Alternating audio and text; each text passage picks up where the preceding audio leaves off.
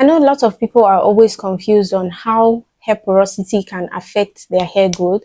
A lot of people are always wondering if hair porosity contributes in any way to how fast their hair grows or what it actually does to your hair. So in this video, I'm going to be breaking down everything you need to know about your hair porosity, like understanding your hair porosity and how you can, navigate it to grow your hair.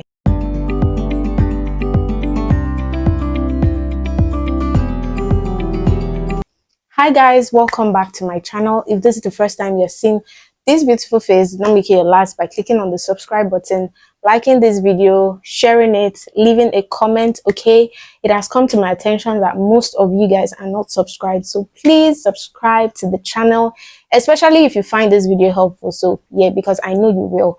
So without wasting much of your time, let's just get right into it. So what is hair porosity? Hair porosity is basically how well your hair is able to, absorb moisture and retain moisture. Our hair strands are made up of, cuticles that, can either be open or closed. So that's where we have, high porosity, medium porosity and low porosity hair. So we have three types of porosity. Okay, you must have heard a lot of high porosity hair, low porosity hair and all that. So with high porosity hair, to me, I feel most of the time, damaged hairs or chemically damaged hairs and all they often fall under this category of high porosity hair, in my opinion.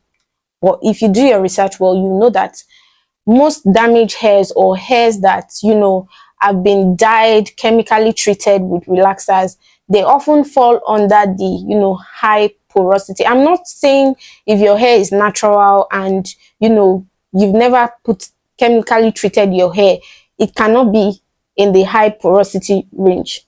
I'm just saying like 99% of the time, most, hairs that have been treated or dyed, like damaged hairs, are often always under the high porosity type. And high porosity hair absorbs moisture easily, but it struggles to retain that moisture. Why a lot of people struggle to test their hair porosity is because I've gotten few questions on how to know your hair porosity. So a lot of people often say that the float test method, that's the water method test method, is not always accurate.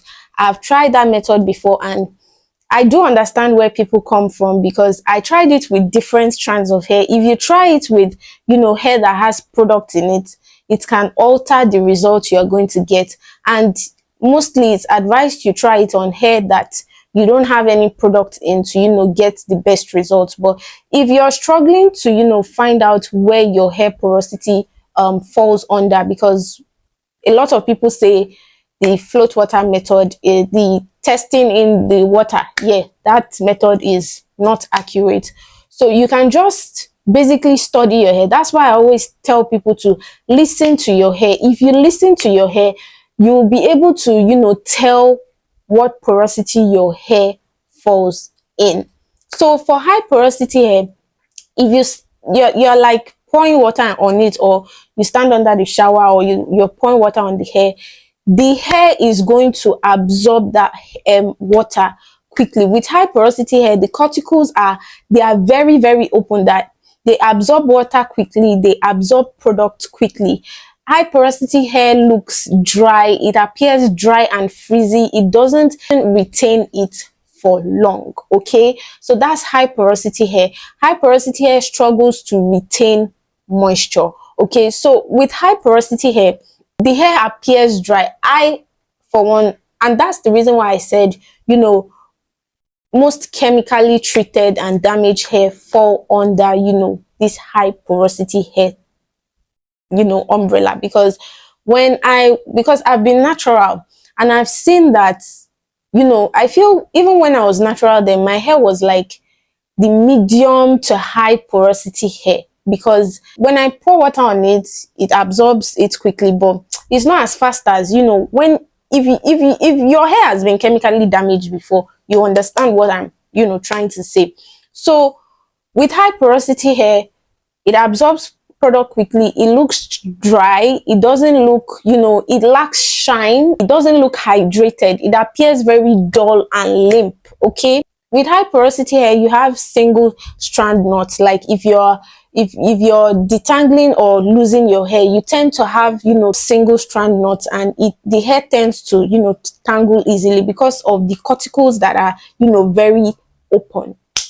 If the cuticles are closed, it will be easy for you to, if your finger detangling or using a comb, it won't really necessarily tangle so much. But with high porosity hair, because the cuticles are open, you are going to have, single strand knots and, tangles in your hair.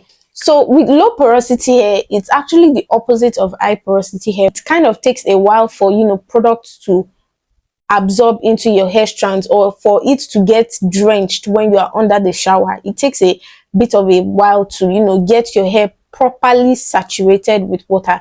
It struggles to absorb moisture. It's prone to product buildup because your cuticles are closed. If you apply product on low porosity hair, instead of it to sink into your hair cuticles, your hair strands, it's just going to be sitting on the hair, which can lead to product buildup. With low porosity hair, it takes longer time to dry. Low porosity hair struggles to it struggles to dry quickly when you wash it. They are the kind of people that they will say, okay, they are using heat to dry their hair. That's why most of the time I always say is that, as a high porosity hair girly, I don't really use heat. I air dry my hair. So low porosity hair, it looks, sometimes it appears dry. Like, and the reason why I'm saying it appears dry is because sometimes when you make your hair, maybe you have your hair in the protective hairstyle. With high porosity hair, it's easy. You will see that the hair, maybe you've had the hairstyle for a while, then you are now, and you moisturize from time to time. If you take down high porosity hair, it will look dry. But with low porosity hair, if you're doing that, and probably you did not even moisturize after like a week or 2 weeks, it will appear dry outside, but when you are detangling, you're going to feel like moisture in the hair.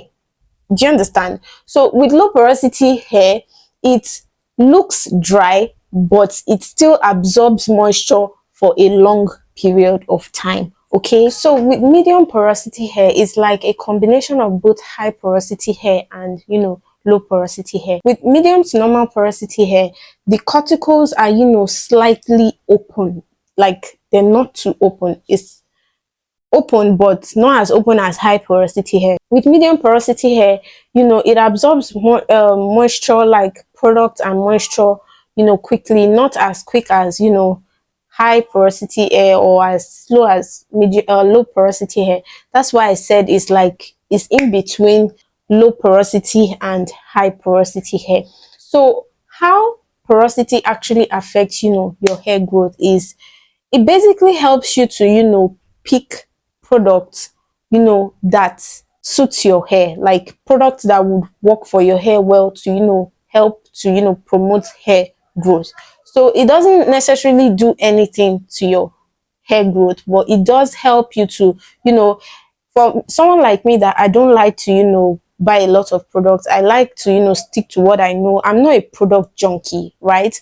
It just helps you to know the right products to pick that is going to work for your hair type. Do you understand? So for low porosity hair girlies, you benefit mostly from products that are more water based, because then it's going to be able to absorb into your hair uh, strands quicker, your hair cuticles quicker. It's not going to sit on your hair, because if you use products that are a bit heavy or thick in consistency, the product is going to sit on your head. It's going to take a while for the product to penetrate into your hair cuticles. So even if you use you decide to use products that are slightly thick, you will need to use heat with it, so it can open your hair cuticles for it to be able to sit into your hair. So with high porosity hair, you can benefit from, products that are, slightly thick in consistency or thicker consistency products. If you watched my videos where I talked about, affordable hair care products, you will see when I spoke about, mega growth deep conditioner, how it's perfect for my hair, it doesn't weigh my hair down. If you've not really seen that video, maybe you should go and, check it out. Go and check out that video. I'm going to leave it linked in the description box. So I hope this video has, better explained, how to differentiate and how to, know your hair porosity. If you try, the water method, because I tried it, it kind of gave me an insight on, what my hair porosity, like what level it was. I know I wasn't low porosity hair, so I kind of knew it was between medium to high porosity hair. And I'm of the knowledge that, low porosity hair is like the healthiest form of hair, because if you're someone that you don't have time to, wash your hair every time and all that, if you do your wash day maybe once in 3 weeks or once in 2 weeks as a low porosity hair girly, it's going to work for you, because then if you apply products and moisturize your hair well, it might appear dry, but your strands are still going to, be able to absorb or retain that moisture, unlike high porosity hair girlies, where, obviously you have to be washing your hair every time. With low porosity hair girlies, you're going to benefit from, clarifying shampoos. I personally don't feel, I'm not saying high porosity hair girlies do not need it, but I feel we don't need it as much as the low porosity hair girlies. If you're someone that washes your hair weekly as a low porosity hair girly, you're going to need a clarifying shampoo, because you are going to tend to have product build up quickly because of your low porosity hair. Okay, but with high porosity hair, you don't want to, your hair is already struggling to retain that moisture, so you want to use, gentle products that will help you to, retain moisture. You want to use moisture based products, because your hair already struggles to retain moisture. So I'm not saying you cannot clarify, but you're not going to clarify as much as, a low porosity hair girly is going to be clarifying her hair. You can clarify once a month as a high porosity hair girly, because it can be stripping. Your hair is going to be